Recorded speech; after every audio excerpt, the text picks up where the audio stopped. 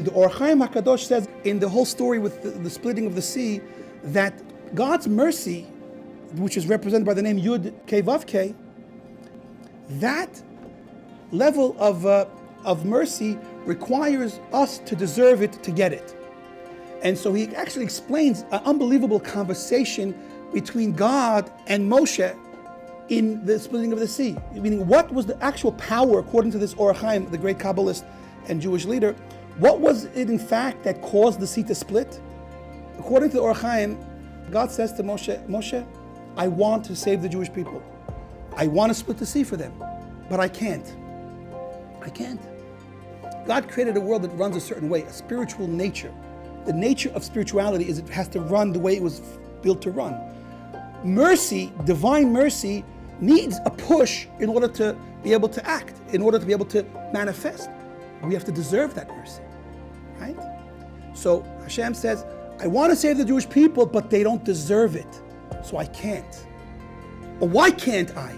Is there an external force stopping me? No, I'm stopping myself because I can't do it unless you deserve it.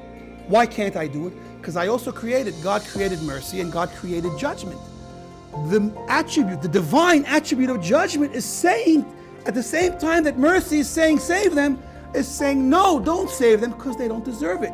So it's like the right and left hand of God battling it out, and they're at a deadlock. Why? Mercy says yes, justice says they don't deserve, and so we're stuck. So I'll give you advice. So this is the Or Chaim's explanation, not mine. I'll give you advice, Moshe.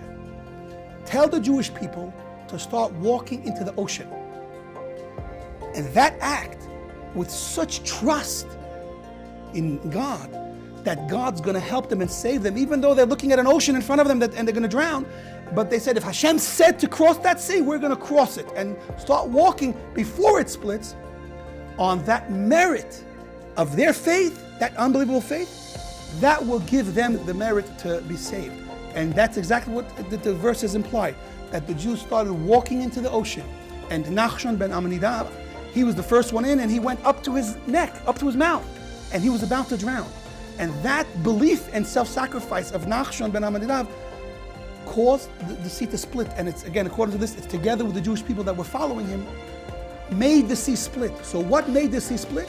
Our emunah in Hashem gave the attribute of divine mercy the power to push off the attribute of judgment that was saying no and split the sea for us.